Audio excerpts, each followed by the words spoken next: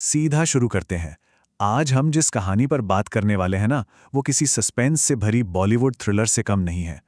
अंधेरी, खौफनाक गलियों से शुरू होकर ये सफ़र एक ऐसे मुकाम पर पहुंचता है जो सच में आपके रोंगटे खड़े कर देगा।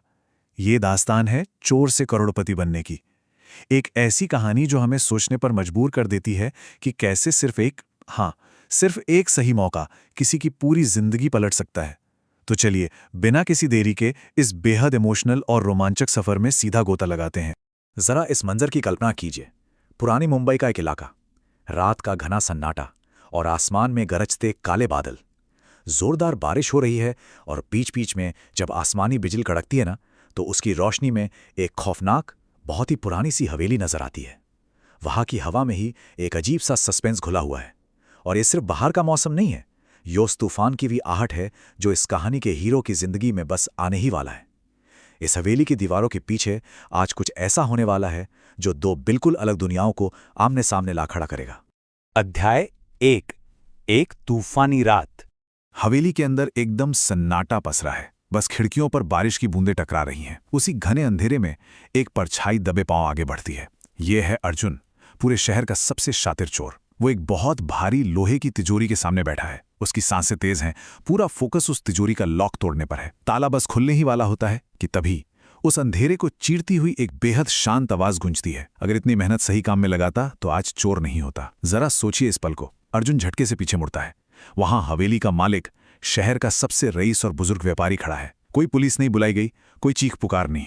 बस उस एक शांत आवाज ने अर्जुन के अंदर के मास्टरमाइंड को अंदर तक झकझोर कर रख दिया। अध्याय 2। गरीबी और अंधेरी गलियां। अब आप सोच रहे होंगे कि अर्जुन आखिर इस हवेली तक, इस तिजोरी तक पहुंचा कैसे। जरा इस विरोधाभास के बारे में सोचिए। एक तरफ वो शातिर चोर है जो शहर की सबसे बड़ी तिजोरी पर हाथ साफ कर रहा है, लेकिन दूसरी तरफ मुंबई की सीलन भरी झुग्गियों में भूखा बैठा एक मासूम सा बच्चा। सच कहूं तो कोई भी इंसान पैदाइशी चोर नहीं होता। आज जो ये मास्टरमाइंड आपको दिख रहा है ना, वो दरअसल उसी लाचार और भूखे बच्चे के हालातों का नतीजा है। ये एक ही इंसान की दो बिल्कुल अलग अलग सच्चाइयां हैं। अर्जुन की कहानी कुछ यूं शुरू होती है। घर में बीमार पिता जो बिस्तर से उठ भी नहीं सकते थे, और मां जो लोगों के घरों में बर्तन मांजकर किसी तरह गुजारा कर रही थीं।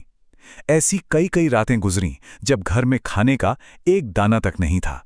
अब आप ही बताइए, भूख इंसान से क्या कुछ नहीं करवाती।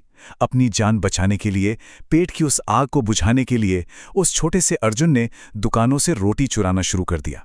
ये लाचारी ही थी जिसने उसे एक पेशेवर चोर बना दिया। लेकिन पता है सबसे हैरानी की बात क्या थी? उसका एक बहुत ही सख्त उसूल था। वो कभी किसी भी गरीब का हक नहीं मारेगा। ये बात चीख चीख कर बता रही थी कि उसके अंदर की इंसानियत अभी पूरी तरह खत्म नहीं हुई थी। अध्याय 3। हवेली की तिजोरी। चलिए वापस उसी हवेली में चलते हैं। वही तूफानी रात। अर्जुन और वो बुजुर्ग व्यापारी आमने सामने खड़े हैं। व्यापारी ने बस इतना पूछा, तुम चोरी आखिर करते क्यों हो? और यकीन मानिए, ये सवाल अर्जुन के दिल पर किसी भारी हथौड़े की तरह लगा। जिस समाज ने सालों तक उसे सिर्फ नफरत और दुत्कार दी थी, आज कोई अजनबी उसके दर्द को, उसकी कहानी को समझना चाह रहा था। शहर का सबसे खूंखार चोर वहां फूट फूट कर रोने लगा। उसने अपनी वो सारी तकलीफ, भूख और बीमार पिता की पूरी कहानी उस व्यापारी के सामने रख दी। ये इस कहानी का सबसे बड़ा टर्निंग पॉइंट है। डर और सजा की जगह यहां इंसानियत ने ले ली थी। अर्जुन ने अपनी रूह को उस अजनबी के सामने बिल्कुल नंगा कर दिया था। अध्याय 4। दूसरा मौका और कड़ी मेहनत। आपने वो कहावत सुनी है ना कि सजा से ज्यादा ताकत सुधार में होती है। अब जो हुआ वो किसी बॉलीवुड फिल्म के ट्रेनिंग मोन्टाज से बिल्कुल कम नहीं है। उस व्यापारी ने पुलिस को नहीं बुलाया, उसने अर्जुन को अपने ही गोदाम में काम पर रख लिया। हाँ, शुरुआत बिल्कुल आसान नहीं थी। साथ काम करने वालों ने मुंह पर उसे चोर कहा, अजीब अजीब नजरों से देखा। किसी का भी मनोबल तोड़ने के लिए इतना काफी होता है।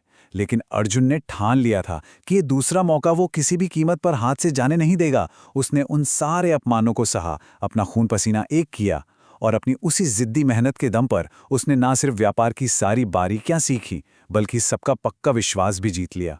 अध्याय 5। सच्ची दौलत और इंसानियत। अब अर्जुन सिर्फ एक कामयाब मैनेजर नहीं रहा। कहानी में असली ट्विस्ट तो तब आता है जब सालों बाद उस बुजुर्ग व्यापारी का निधन हो जाता है। उनकी वसीयत पढ़ी जाती है और एक ऐसा सच सामने आता है जिसने पूरे शहर को हैरत में डाल दिया। उस रईस व्यापारी ने अपनी आधी से ज्यादा दौलत, अपनी अथाह संपत्ति अर्जुन के नाम कर दी थी, एक पूर्व चोर के नाम। हर कोई सन्न था, आखिर कोई इंसान अपनी जिंदगी भर की कमाई उस शख्स को कैसे दे सकता है जो कभी उसी का घर लूटने आया था? इसका जवाब वसीयत में लिखी इस एक गहरी लाइन में छिपा था।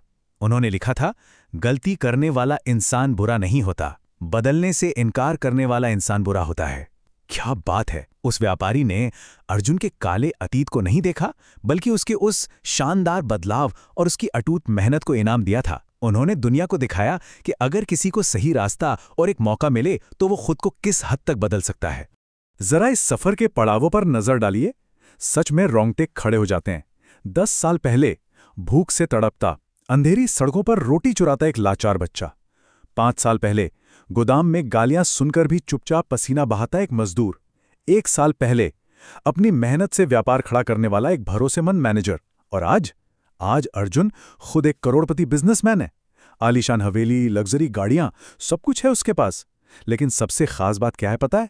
वो अपनी इस दौलत से बेघरों को खाना खिलाता है। वो ये सुनिश्चित करता है कि सड़क पर कोई भी बच्चा उस भूख से ना तड़पे जिसने अर्जुन को चोर बनने पर मजबूर किया था। तो इस पूरी कहानी से हम क्या सीखते हैं? पहली चीज, कभी कभी हालात और गहरी लाचारी अच्छे से अच्छे इंसान को भी गलत रास्ते पर ढकेल देते हैं। दूसरी बात, किसी को सजा देकर बर्बाद करने से कहीं बेहतर है उसे एक सेकंड चांस देना। वो एक दूसरा मौका किसी की पूरी दुनिया बदल कर रख सकता है। और तीसरी सबसे जरूरी बात, असली दौलत तिजोरी में रखे कागज के टुकड़ों से नहीं आती, वो आती है आपके अंदर की इंसानियत से, दूसरों के दर्द को समझने से। जाते जाते आपके लिए एक सवाल छोड़कर जा रहा हूं। खुद से पूछिएगा, क्या असली दौलत उस भारी तिजोरी में बंद पैसों से मापी जाती है जिसे अर्जुन कभी तोड़ने आया था, या फिर समाज में उन लोगों की गिनती से जिनका पेट आज अर्जुन भर रहा है? चोर से करोड़पति का यह सफर सिर्फ बैंक बैलेंस बढ़ाने की नहीं है, बल्कि रूह के अमीर होने की दास्तान है। इस दिलचस्प विश्लेषण में मेरे साथ जुड़ने के लिए बहुत बहुत शुक्रिया। इस बारे में सोचिएगा जरूर।